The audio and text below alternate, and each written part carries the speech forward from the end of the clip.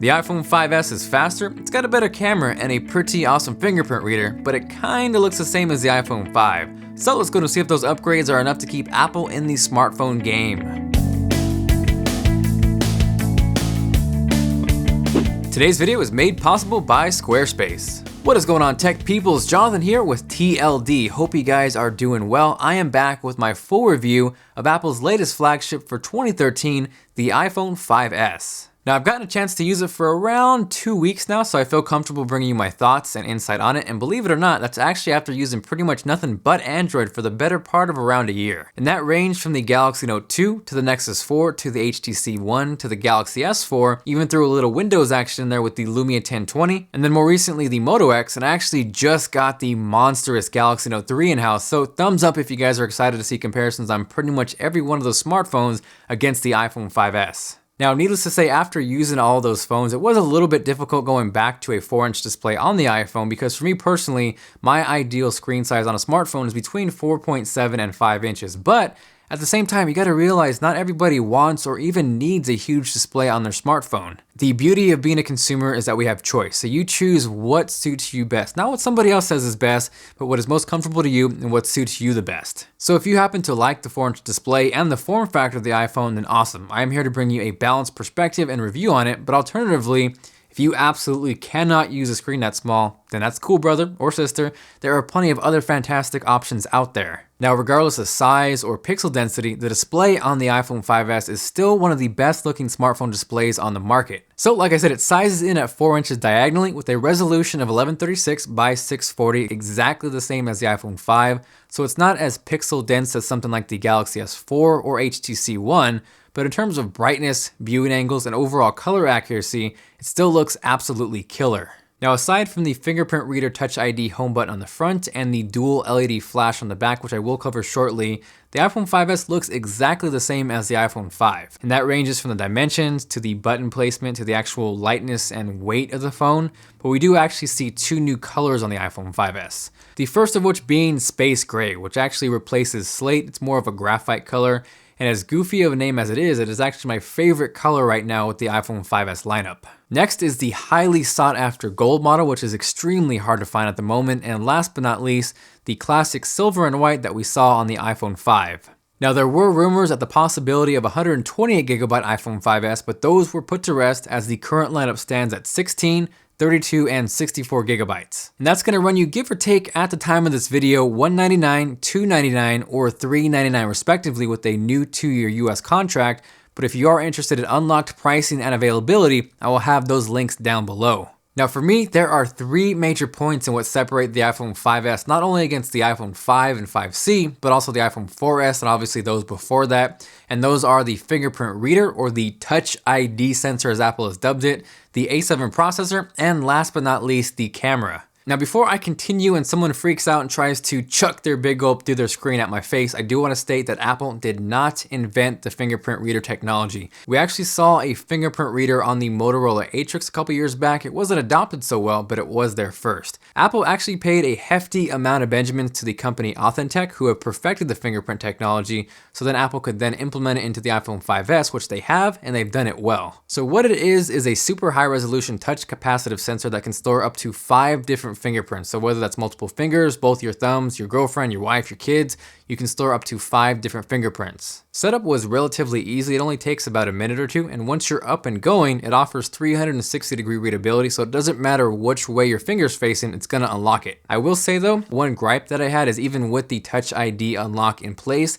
it still has the slide to unlock option. So by instinct, for the first couple weeks for me, I kept wanting to slide to unlock, there would be my password screen, and I wasn't quite used to the Touch ID just yet. Now, I have since gotten used to it and it's become more instinctive to just unlock it with my thumb instead of sliding to unlock, but I do wish Apple would give you an option to not have that text there at all, or at the very least make it less prominent. So as far as my thoughts after using it for a couple weeks, it is obviously faster than entering a password or even sliding to unlock, and it is super awesome not having to enter your password for an iTunes or App Store purchase, but it's definitely one of those things where if you use it and you get used to it and then go back to a phone without it, then you'll miss it. But if you happen to not have it on your phone, it's definitely more of a luxury kind of feature and not something that you absolutely have to have or a reason to upgrade. The next major point is the A7 processor, and this is the perfect example of why specs, why cores, why gigahertz mean absolutely zero unless the performance is there, the efficiency, and overall the software optimization is there to back it up, because on paper, you'd probably laugh at the specs of the iPhone 5S. It's rocking a dual-core 1.3 gigahertz processor with a whopping 1 gig of RAM. It does, however, have a quad-core GPU, but if you stack it up against most smartphones, you would think that the iPhone 5S would get eaten alive. But the fact of the matter is, though, it is insanely fast. It's actually nearly twice as fast as the iPhone 5, so it absolutely flies. There is no lag, it doesn't slow down, it absolutely tears through games. Now, it's a shame that there's not a bigger display with a higher resolution to take advantage of those graphics,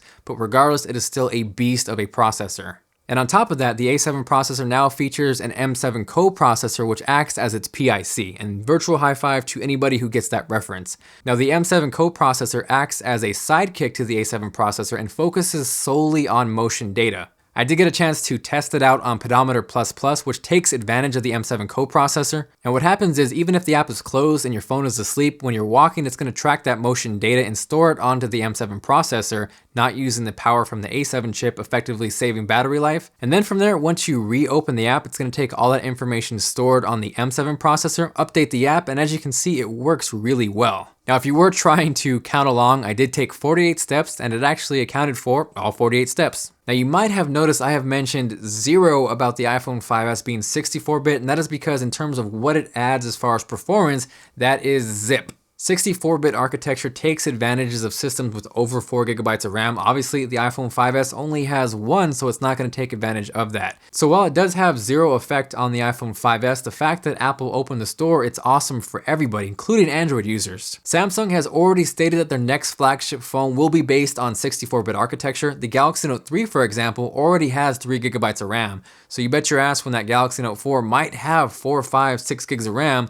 With Apple opening that door, everybody wins. So again, it is very important in terms of opening that door for the smartphone market, but it should not be a reason of why you buy the iPhone 5S. So the last major feature on the iPhone 5S is the camera. And like I talked about on my top 5 iPhone 5S features video, megapixels do not equal quality. The iPhone 5S is still 8 megapixels, but they increased the sensor size and they also increased the pixel size, much like we saw on the HTC One. So the megapixels on the iPhone 5S now sized in at 1.5 microns. For reference, the HTC One sizes in at 2 microns, whereas most smartphones are around 1. They also widened up the aperture to an f-stop of 2.2, which is going to help you get that blurred out, shallow depth of field look. And all that is ultimately going to help out with low light performance. So here's an example of the iPhone 5 right next to the iPhone 5S.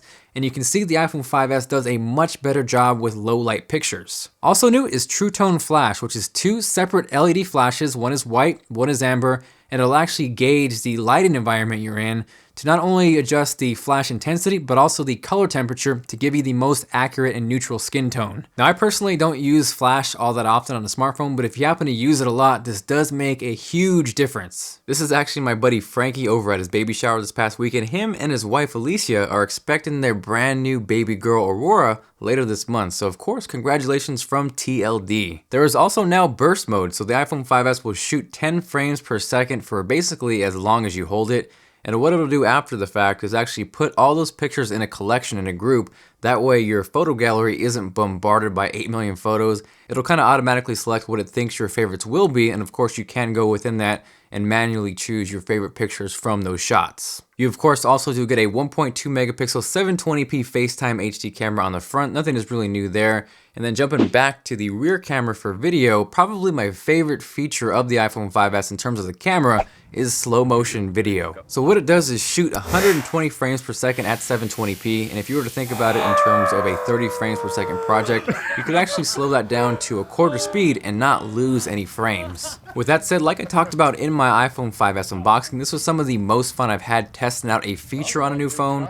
And what I mean by that is just watch.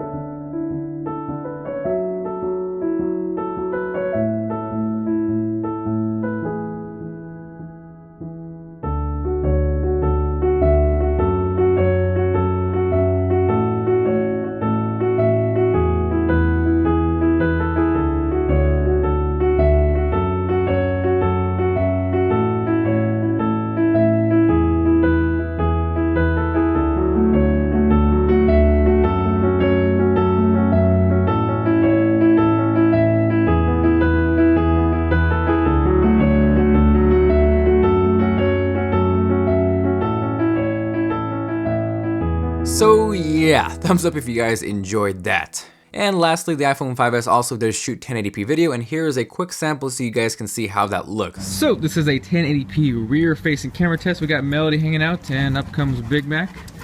Big Mac goes crazy for his basketball. What is up, dude? Melody, say hi again. Go get it!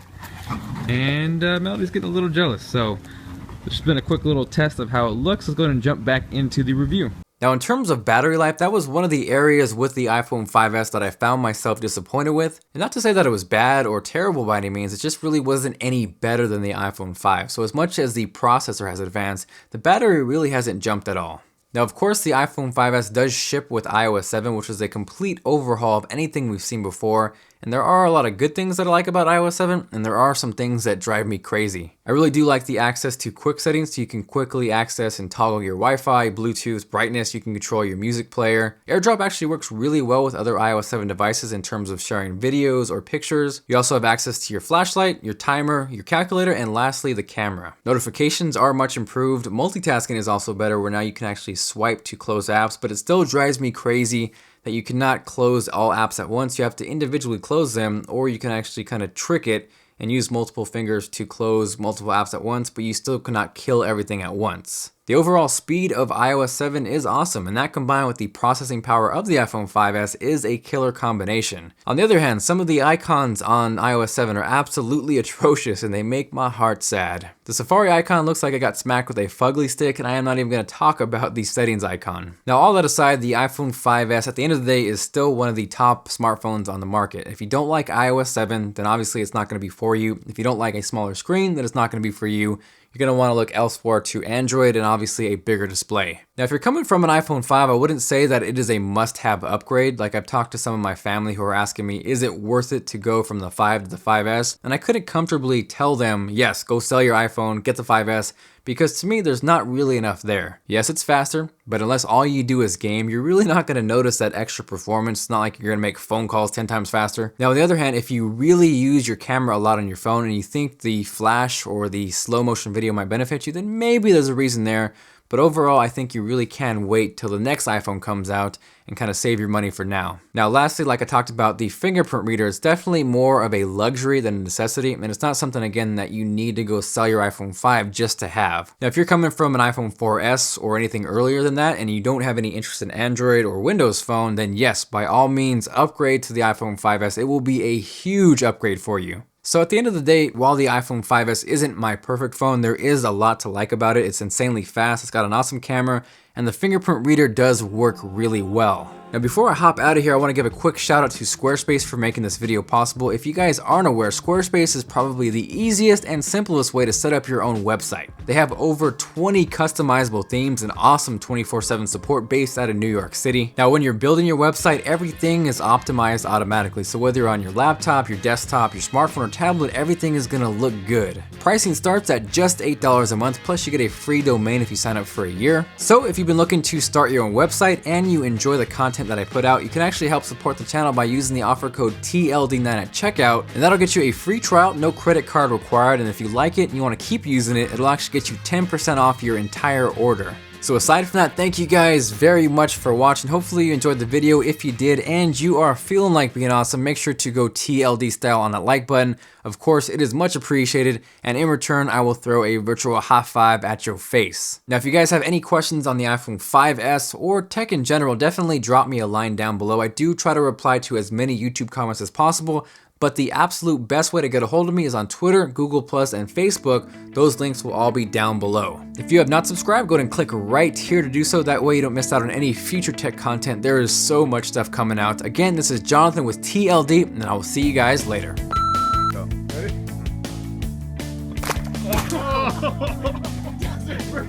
Glad I showed up. So tell me when you're ready. You're recording. Go. Do it. One more time.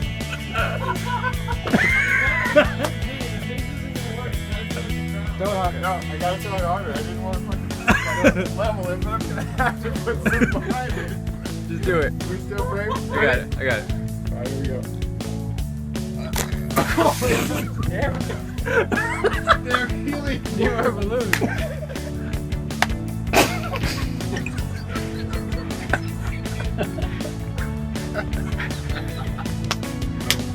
That's fair enough.